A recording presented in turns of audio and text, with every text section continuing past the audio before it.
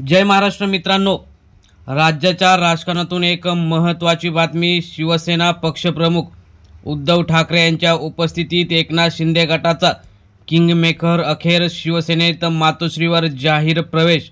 शिंदेंना बडा झटका.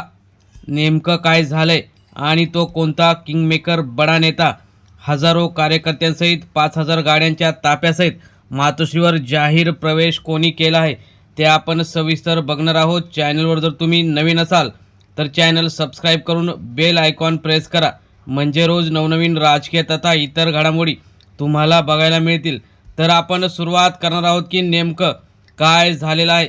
महाराष्ट्राच्या राजकारणात आज एक मोठा भूकंप झाला. एकनाथ शिंदे यांच्या गटातील किंगमेकर म्हणून ओळखला जाणारा बडा नेता अखेर मातोश्रीवर जाऊन उद्धव ठाकरे यांच्या उपस्थितीत शिवसेनेत जाहीर प्रवेश केला.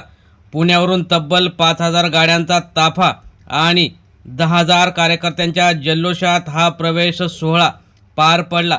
या शक्ती प्रदर्शनाने केवळ शिंदे गटालाच धक्का बसला नाही, तर भाजपा आणि इतर जे काही पुण्यातील महत्त्वाचे पक्ष आहेत त्यांना सुद्धा हा महत्त्वाचा मोठा धक्का बसलेला आहे. त्यामुळे आगामी ज्या काही निवडणुका असतील त्या पार्श्वभूमीवर राज्यातील राजकीय समीकरणेच बदलणार असल्याची चर्चा सुरू झालेली आहे. 5000 गाड्यांचा ताफा आणि मुंबईत शक्ती प्रदर्शन. काल पहाटेपासूनच पुणे शहरात उत्साहाचे वातावरण होते. भगवे झेंडे, ढोल ताशे आणि जय भवानी जय शिवाजी या घोषणा देत हजारो कार्यकर्ते मुंबईकडे रवाना झाले. 5000 गाड्यांचा ताफा एक्सप्रेसवेवरून जात असताना अनेक ठिकाणी नागरिकांनी स्वागत केले.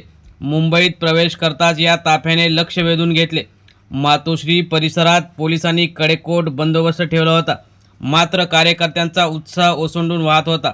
या शक्ती प्रदर्शनाने स्पष्ट संदेश दिला. शिंदे गटातील मोठी ताकद आता उद्धव ठाकरे यांच्या बाजूने उभी राहत आहे. किंगमेकरची जी काही नाराजी होती ती एकनाथ शिंदे यांच्या सध्याच्या कारभारावर होती आणि त्यांचा तो असंतोष उघड होता. शिंदे गटातील हा नेता गेल्या काही महिन्यापासून नाराज असल्याच्या चर्चा होत्या, मात्र कुठे प्रवेश करणार याची माहितीच नव्हती. परंतु 2 दिवसापूर्वी त्यांनी उद्धव ठाकरे यांचं एका पत्रकार परिषदेमध्ये कौतुक केलं आणि जे काही उद्धव ठाकरे यांनी भोगलं आहे ते एकनाथ शिंदे यांच्या जे काही पक्ष आणि चिन्ह यांच्या चोरीमुळेच भोगलेलं आहे असं त्यांनी सांगितलं.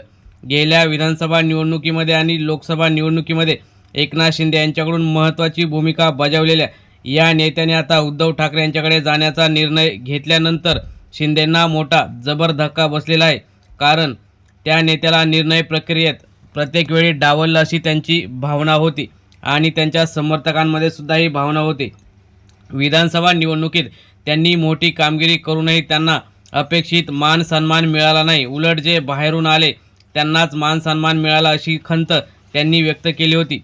राजकीय विश्लेषकांच्या मते या नेत्याने अनेक मतदारसंघात निर्णायक भूमिका बजावली होती, त्यामुळेच त्यांना किंगमेकर म्हणून ओळखले जात होते. त्यांच्या बाहेर पडण्याने शिंदेगडात मोठी पोकळी निर्माण होणार आहे. मातोश्रीवर उद्धव ठाकरे यांनी स्वागत करताना त्यांनी या नेत्याचं स्वागत अतिशय भावनिक भाषण केलं. त्यांनी सांगितलं की शिवसेना ही विचारांची आणि निष्ठेची शाळा आहे. ज्या आपल्या विचारांशी प्रामाणिक राहतात त्यांचं स्वागत नेहमीच उघड्या मनाने मातोश्रीवर केलं जाईल. उद्धव ठाकरे यांच्या वक्तव्याने कार्यकर्त्यात नवा उत्साह निर्माण झाला. शिवसेना पुन्हा एकसंध होत असल्याचा संदेश त्यांनी दिला. विधानसभा निवडणुकीत झाल्यानंतर जो काही महाविकास आघाडीला अपयश आलं होतं, मात्र त्यानंतर सुद्धा इनकमिंग जोरात चालूच आहे आणि महत्त्वाचे नेतेसुद्धा उद्धव ठाकरे यांच्याकडे येत आहेत. त्यामुळे पक्ष हा संपत नसतो आणि ठाकरे तर कधीच संपत नाहीत असा संदेश महाराष्ट्रामध्ये गेल्याचं चित्र सध्या निर्माण झालं आहे. शिंदे गटाच्या अनेक मतदारसंघामध्ये या नेत्याचा प्रभाव आहे. त्यांच्यासोबत हजारो कार्यकर्ते आणि स्थानिक पदाधिकारी शिवसेनेत दाखल झाले आहेत. राजकीय समीकरणे बदलण्याची शक्यता आहेत. शिंदे गटातील नाराजींची संख्या सध्या वाढू शकते. एकनाथ शिंदे आणि भाजपा यांच्या जी काही दरी निर्माण झालेली आहे त्यामुळे शिंदेंना सध्या जे काही निधी मिळायचा तो निधी कमी झाला आहे. त्यामुळे अनेक स्थानिक नेतेसुद्धा नाराज आहेत आणि ते लवकरच भाजपा किंवा ठाकरेंकडे येऊ शकतात. कारण गेल्या काही दिवसापासून शिंदेंचं त्या संघटनेवर लक्ष नाही. त्यामुळे भाजपा शिंदे युतीवर जो दबाव वाढलेला आहे, उद्धव ठाकरे यांच्या नेतृत्वाखाली शिवसेनेची ताकद सध्या वाढताना दिसत आहे आणि कार्यकर्त्यांनी सुद्धा यावेळी जल्लोष केला. मातोश्री बाहेर कार्यकर्त्यांनी फटाके फोडून जल्लोष केला खरा शिवसैनिक परतला अशा घोषणा दिल्या.